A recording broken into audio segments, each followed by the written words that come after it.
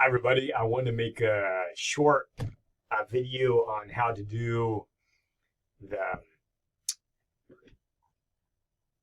the quotations related to readings. Sorry for that long pause there. Okay, uh, so you'll see in modules, you'll see in the homework, and we'll use the reading homework for week 2 as an example. So just click on that, and you'll scroll down. There's the homework for the week.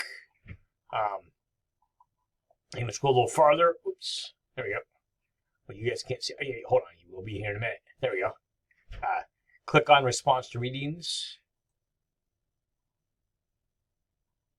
So this is what your cover page will look like. You'll put response readings number 1, and you put the 2 books you guys are doing: Tom Ricks, Churchill and Orwell, and Marvin Perry, Matthew Berg, and James Cocone's Sources of European History, your name, and then our class info. But this is really what I want to explain to you guys here. So here's the format you guys will use for doing this.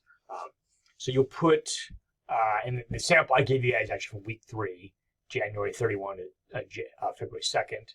And you can see, hold on.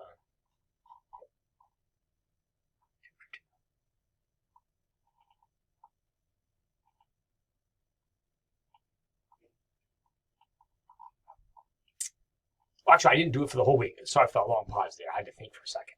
Okay, so in any case, I showed you part of what this would look like. So part of that sound for that week, you guys are going to read Churchill and Orwell chapter 2, Tom Ricks chapter. So the way you respond to each of these readings, in this case, for that week, you probably assigned actually 2 chapters, probably chapter 2 and chapter 3, I assume. I didn't look it up, but in my sample, I only did part of it. I didn't do the whole thing.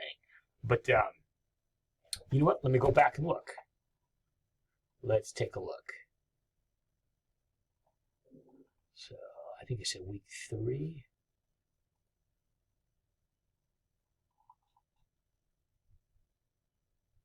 Yep, that's right. So there we go. So there's the homework for that week. This is week 3, I believe. Yeah, week 3. So week 3, you're reading Churchill chapter 2. And then you're reading Lev Kopolev's Tearing the Countryside, pages 117 to 119. Myron Dolet's Family of Ukraine, you can see the page numbers, and then Herman Grieb's Slaughter of Jews in Ukraine, 228, 230. So you have 4 separate readings in total. Chapter 2 from Rick's book, Churchill and Orwell, and then 3 from your textbook.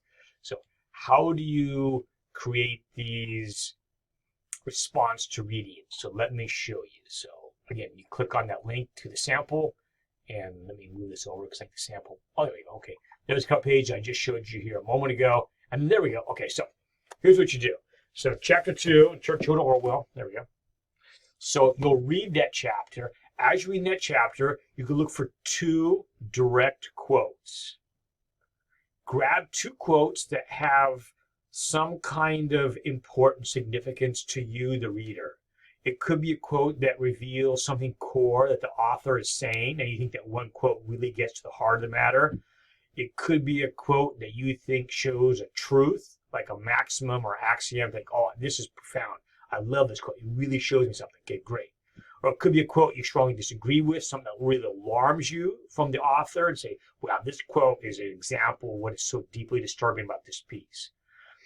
Whatever it is, just choose a quote that has a strong significance for it. So in my sample here from chapter 2, my quote for the first one is, he did not wish for, though he badly needs it badly, a critical reformatory wife who would stop up the lacunas in his taste, etc., and hold him back from blunders. Now, in this case, this is a friend, a very close female friend of Winston Churchill, talking about what kind of wife she thinks he needs. And she knows Churchill quite well. And so she's like, Churchill is very talented, got a lot going on, but he's also off his rocker part of the time. He needs a wife to keep him centered. This quote made me laugh because I think it's also true about Churchill. Again, this is a very close female friend of his, who he actually is romantically involved at one point. And she's like, look, I know this guy. He's got a lot good on, but he needs a wife to help him reform and stay from going crazy. Say, critical reformatory wife who can hold him back from mistakes.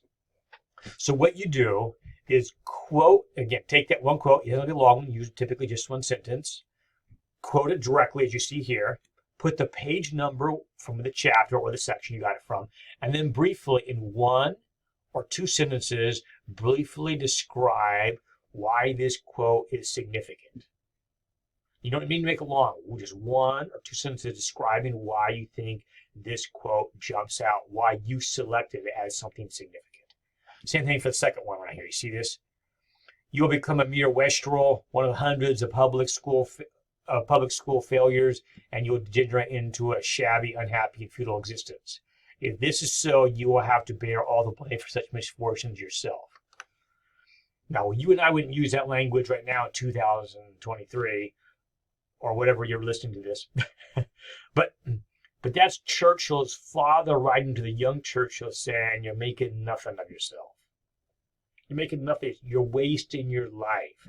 You're going to end up being a nobody, good to nobody. Are you okay with it? Now, when I read this, like, wow, that's pretty tough from his dad. Maybe it was needed. Maybe it's way overboard from his dad. But that's a very it's a tough thing from your dad, from a parent saying you're basically a loser right now. That's what you are. So that really struck me as showing perhaps what his relationship was like with his son. So that's why I selected that one. So again, so I quoted that. That was from page 9. And then I wrote, though clearly an absent, disengaged, and harsh father, Lord Randolph Churchill's scathing remarks to his son do strike soundingly accurate on Winston's struggles in school and seemingly aimlessness at this point in his young life. And one wonders if Churchill's deep ambition, desire for prominence, is in part response to his father's stern disapproval. That's just me wondering, like, well, seems pretty harsh. Thanks, Dad. But maybe, again, I think maybe it's not the best way to say something like this, but maybe in a way Churchill was able to hear this because it was harsh. His dad's like, look, you're kind of a loser right now. That's it. Are you okay with that? So is that part of what fueled Churchill to be so deeply ambitious later in life? Because you heard that quite young from his father. I don't know the answer to that. I'm just kind of curious, but that struck me. Harsh, but maybe it's one reason why Churchill was so incredibly ambitious the rest of his life, is responding to his father's very alarming, scathing comment to him. Make sense? So select one quote and again, briefly, not more than 2 sentences, briefly describe why that quote is significant to you or what you think you shows the author showing. It could be good. It could be a negative quote. It could be something that, whatever, just something significant to you, and be specific of why that is. So let me give you a couple more quick ones here. Now, for the Churchill and Orwell book, you need 2 direct quotes and their significance per chapter. So you see chapter 2 right there, and you have 2 direct quotes. So you see right here, and then explanation of the significance. Now, this is an important difference. When you're doing your other textbook, there we go. This one requires only one direct quote per individual assigned reading, just one. The Churchill book, 2 quotes per chapter because the chapters are much longer, right? Typically, assigned readings here are relatively short, usually 2 pages, sometimes 3, rarely 4, sometimes even 1. So they vary in size. 1 quote per assigned reading. So here we go. So in this case, you guys read Lev Kopelev's Terror on the Countryside, and the quote I chose says, "The party became our church militant, bequeathing to all mankind eternal salvation, eternal bliss, and bliss on earthly paradise. It's victoriously surmounted all other churches, schisms, and heresies. The work of Engels, Marx, Lenin were accepted as holy writ, and Stalin as infallible high priest." Now, by the way, don't do a quote long on that. That's like 3 sentences there, but I liked it so much. That's from page 188 here in your book. And then I go on to explain why that grabbed me. Kopelev, this statement is pointing out that in Stalin's world, though Marxism declares itself to be militantly atheistic, in reality, one universal faith system has been substituted for another. God and infallible popes have been replaced by Marxism and infallible Stalin. So when I read that, I was like, wow, because the author, let's say Lev Kopelev, is saying that in the Bolshevik communist world, Stalin basically is the all-perfect, never making a mistake, pope that we know from medieval Europe. Well, in this case, Russia, even though it's atheistic under the communist, but in reality, you simply have one higher power, God, in the medieval world, in the European context, replaced with Stalin, a godlike figure in communism. Same level of religious intensity and belief, etc. It's a powerful quote on, as Lev Kopolov sees, the dangers of the totalitarian system in Russia under Stalinism. Make sense? Okay. And then you see two more, and I won't go over both of these, but you see Myron Dolet's famine in the Ukraine. This one you can see a little bit shorter. Another woman was found dead, her neck contorted into a crudely made noose. The neighbors who discovered the tragedy also found the reason for it. The flesh of the woman's 3-year-old daughter is found in the oven. That's on page 123. That's a nightmare. When I read that, I'd read this in the past when I taught this course, but when I read this a couple nights ago when I made this little sample for you guys, yeah, it's just chilling, right? They go in the house, there's a woman swinging from a rope. That's bad enough, but super thin because she's been starving to death. So, and then they're like, we know she has a daughter. Where's the daughter? We don't know what's going on. Where's the daughter? They look around the house and they find parts of the daughter in the woman's oven. The mom in her derangement and her illness and despair and darkness. Perhaps the daughter died from starvation and the mom decided to eat her daughter, cooked part of her daughter, maybe, we don't know, perhaps ate some at some point, wakes up, it's a living nightmare that you're part of, and kills herself. Can't survive what's taking place, and perhaps what she's done. Just a nightmare. So I wrote down Dolet's horrific quote reveals the nightmarish reality of the Holodomor. That's the Stalinist imposed famine in the Ukraine. So that one's shorter. You guys see that. And then same thing. I won't go into this because of time. We don't need to go any farther. But so you guys get the idea. So 2 quotes per chapter. Again, and the way you divide it, just follow a format. So put like week 3. The next one you put week 4. You'll save this onto a Word document. At the midterm, which I think is March 28, although you can check modules and confirm that, you'll turn in all these questions. Or sorry, not questions. You'll turn in all these quotes and their significance. So just follow this format. Make sure you guys do. So put in like week 3, whatever those dates are. Put Thomas Ricks, Churchill, and Orwell, chapter, whatever it is, and your 2 quotes for that week.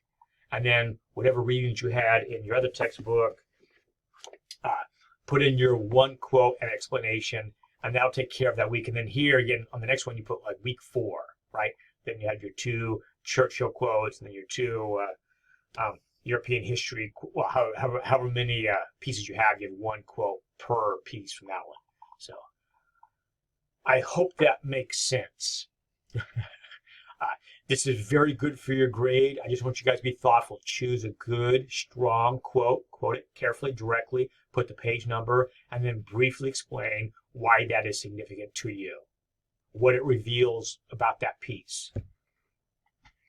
And do this for all the pieces that are assigned for that week. And just follow this format, save it in the Word document. You turn in, the first half of the semester, you turn in, I think it's March 28. And then at the very end of the semester, in May, you'll also turn in the second set of these. So just keep that Word document, just week by week, add to it as you're putting in your Thomas Ricks, Churchill, and Orwell questions, and then your questions from this one. And you should get all the points. It's worth a lot of points. So do a good job. Just be thoughtful. You don't need to write more than what I wrote there. That's plenty. Do well, and I hope that's helpful for you guys, explaining how to do this assignment. It's a big part of your grade, so work hard on it, do good, but it's all should not take you too long. I just recommend have your laptop out or whatever. So as you're reading, and you're kicking back with your cup of Java, it's relaxing, you got your book up, and you come across a quote, you're like, man, I got to use that. That grabbed me. Great. Right then, just type it out. Explain it. Read a few more pages. Again, you come across a quote, wow, that really shows me an insight into Churchill or Orwell or whatever is going on, right? Something that grabs you. And like, okay, I'm going to use that. Interesting. I got to use that one. Okay, great. Same thing when you're reading this one. Save that in your Word document for that week, and then you're good for that week. And then next week, you'll do the same thing. You keep repeating it. So I want to stop this thing. This is long enough. I want to stop it. So hopefully it's helpful to you guys, and it makes sense to you guys. Just click on my sample. Please follow the format of the sample with the dates and how I lay it out there with Ricks and the quotations, the page numbers, and all that, and then you guys will do well. So that's it. All the best, guys. We'll see you with the next one. So take care, everybody.